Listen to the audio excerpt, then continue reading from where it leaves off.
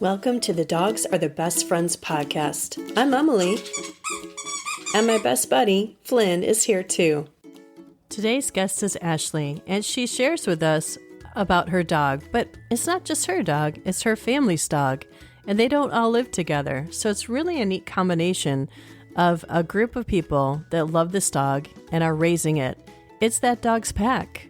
Ashley shares about some of the very funny and unique behavior from Nyla. At the end, she also talks about her talent, and she's quite modest about it. As always, I'll put the links in the show notes, both to her Instagram and everything about her, and also some of the treats and toys and things that she mentions. Enjoy. So I've got Nala, and Nala is 8. Her birthday's in September.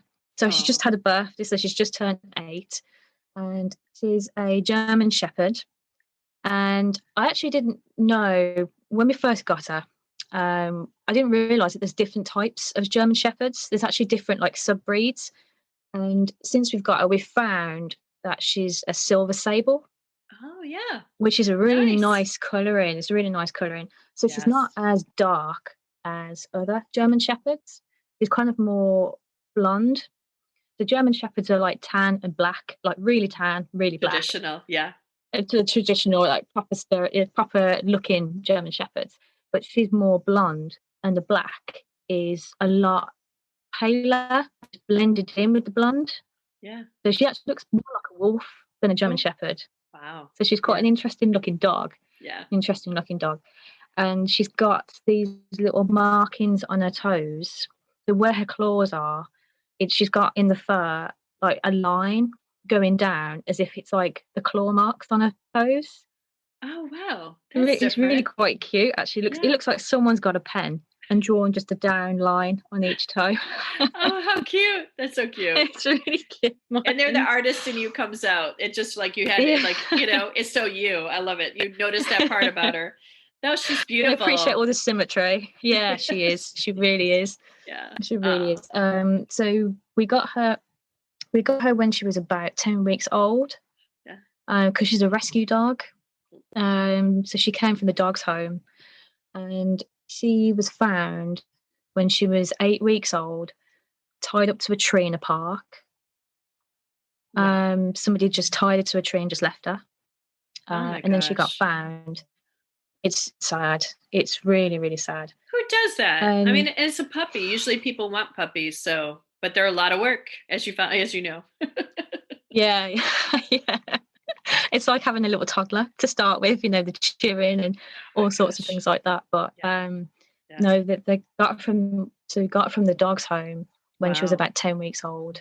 And what happened to her stayed with her for a little bit, because when it came to things like the toilet training, when you put her in the garden to learn, this is where you go for a wee, this is where you do number 2s, she wouldn't go unless you went with her.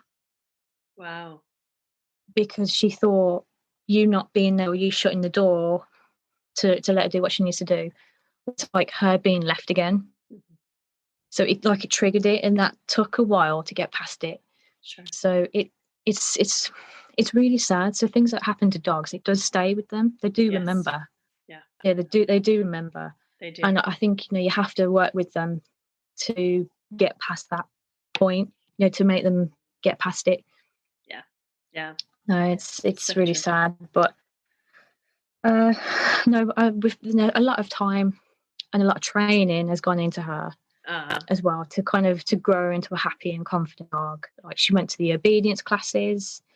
They've done lots of work at home as well, and she loves to learn. So she loves to do tricks. Yeah. She loves to do all the tricks. Oh, nice! What are her favorite ones? Too cute. She can wave. Oh, she can wave. Really? So she kind of has a paw up, and she kind of flaps it as if she's waving. Cute. I like she that. Can roll over.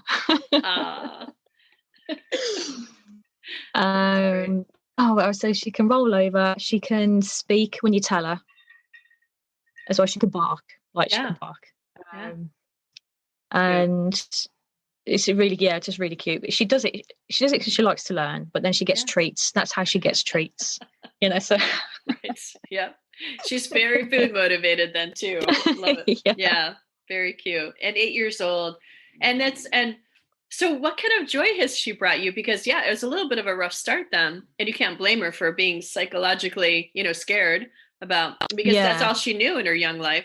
But what has she brought into your life then? Because they're a wonderful breed. I love German Shepherds. They're so intelligent. And it's so much fun because the interactions with them, you can play all sorts of games and they just love it. So there's a game that we play with her. It's called Find It.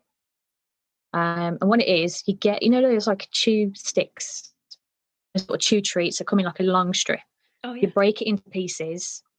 You make her hide on a bed first, so she's not in the room. She can't cheat. She can't see where you're hiding the treats. Cute. And then you go and you hide these bits in the room or in the garden. You make it hard. You don't make it easy. And then you tell her. You check that she's not cheating. She'll sit on her bed, and then when you're not looking, she'll kind of start to come down the stairs. She'll be halfway down the stairs, thinking you're not paying attention.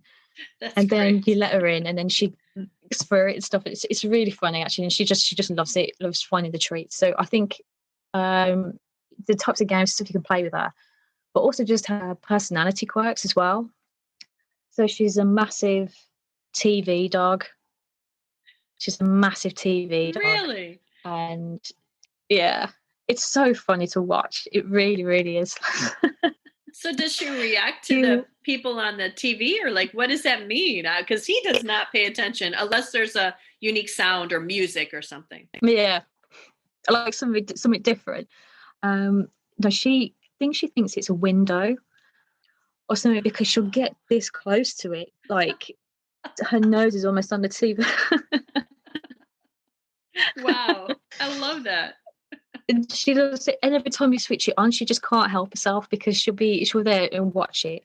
Yeah. And she knows from the different adverts and programs if it's going to be a dog that's on the screen, if it's going to be a horse that's on the screen, if it's going to be a cat that's on the screen, and she knows. Wow. She knows. And she'll kind of sit there, and she doesn't. If it's a cat, she'll start growling because she thinks the cat's actually there. That's a great response to a cat. That's so typical of a dog and a cat, right? Oh my gosh. Even if she's sleeping in the next room and she hears that piece of that advert that's got like a cat on it, but the first few seconds and she'll be awake and she'll be at that TV so fast. Really? She remembers them then. She is super smart. She remembers. Wow. She remembers. She knows all of them. Gosh, she is seriously smart. She kind of doesn't like the dogs. And I think it comes from when she was in the garden. We've got a hedge that goes down the one side, and next door had a dog, like I think it's like a Labrador. And again, that was a rescue dog. And what happened to him when he was in kennels was he got attacked by another dog in the kennel. So he became very, what's the word? I don't know, territorial. He became very like aggressive towards other dogs. Yeah. Yeah. And there was one time when she was at the bottom of the garden and she was just sniffing in the hedge because she could smell him. And all of a sudden, you could just see his head come through the hedge going for her. Ooh. So she was a bit kind of shocked by that. Yeah. And now she doesn't kind of like other dogs. Yeah. What kind of toys or tools or things like that you feel that your dog just, or you, either one of you, can't live without? I know you have some things to share with us, which would be great. Oh yeah, I think one of the things that she really likes is there's something called a Kong, and it's like a rubber cone, and it's really cool. So you can put like the food in sort of side, and she really likes peanut butter. Yes. So that's her favourite sort of thing. Although at the moment I've had to cut back on that because it's obviously not good for her teeth. True. She has to go through a bit of a teeth clean. Ooh. So we've had to kind of come back from that, from the peanut butter, but that's her favourite thing. And every time you leave the house, you put something in for her and you make her wait on a bed and then you give her the Kong. And that keeps her busy for a while then, trying to get the treats out of the Kong. So that's one of the things that she likes. Yep. The other thing that she likes is the squeaky toys. and it's the ones she loves, the cuddly toy ones with the squeaks. So not the plastic ones, like the furry ones, the animal characters. And we discovered that we both work in libraries, right? So you're my kind of person for sure. And you're a book person because you can't help but either you are one when you start working in a library, you become one. And there's so many different types of books. It's not like you have to read a 300, 400, 500 page book. There's graphic novels and all sorts of fun things. So you must have some books that you love that are like dog-based characters, like, fun kind of dog characters in there. So share with us a couple or one or two of your favorites. My favorite book is called The Snowman and the Snow Dog. And it's a sequel to a much loved kids book called The Snowman. And the story is where a little boy creates a snowman and it comes to life. And so in this one is where a little boy creates a snow dog and it comes to life, and all the adventures they go and have. And they go and meet Santa, they go and meet other snowmen, and they made it into an animated film, which is just awesome. It's so good. It's a Christmas film. So it comes out this type of year. It's so, so good. And they've made it into a book as well. And it's just a really beautiful book because it's all like that old school illustration, pencil crayon, soft sort of style. And they did the film like that as well. And it's just magical. So I think that's definitely my top one. Yeah, it's my top book. And watch the film as well because it's really a Christmassy film. And it's by someone called Raymond Briggs. Yeah, I think he did it himself. Yeah, it came out like only a few years ago, so it's not even really that old. Nyla's got a weird thing that she does. And I don't know if it's a dog thing. I don't know if it's a German Shepherd thing. I don't know if it's just a Nyla thing, actually. But what she does is she loves flat pebbles. So if you think like big ones, not like beach size ones, big ones like size of a hand, large flat pebbles. And she will stand over the pebble, she'll put her front paws on it, and then she drags it backwards. And that's how she goes. She kind of she drags it backwards and she goes backwards. And she likes doing it on grass because it slides. It sort of slides. And I don't know what she thinks it is. But she'll start in one corner of the garden doing this, dragging this stone backwards and backwards and backwards. And she'll end up at the other side of it. She'll just keep going round. And she's quite picky about the stones. It's not any stone. It's a particular sort of thing. And she'll just sort of put her paws on and just drag it backwards. I'm like, what are you doing? In these last few minutes, Ashley shares about her wonderful talent of drawing pet portraits. But not only that, she shares some great wisdom that we can all listen to and take to heart. Oh, yeah. Okay. So I actually do pet portraits for people, really bespoke commissions. And that could be I do a lot of dogs, but I do cats, horses.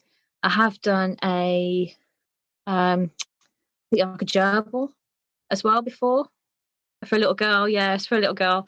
She wanted a gerbil. What's it called now? It's not a gerbil, a daegu.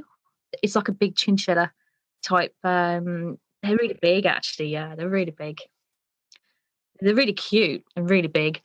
So I've done like a picture of him. Yeah. Yeah. That should be on my Instagram, actually. Yeah, I'll have to send you a picture of that. It's Daegu. I think it's called Dylan. Dylan the Daegu. That's a picture.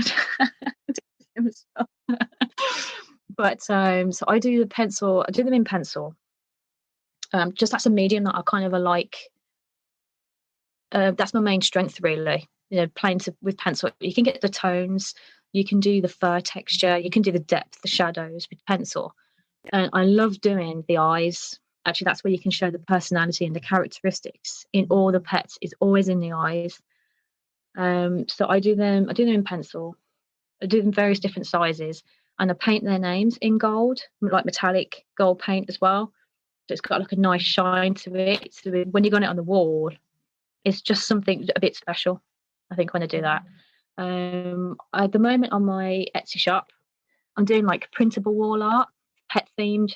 the pet themed wall art that I'm starting to do, because you've got like, people might want the pet portraits, but then maybe they want other stuff, some posters to put on the bedroom, some little things to put in frames in the living room.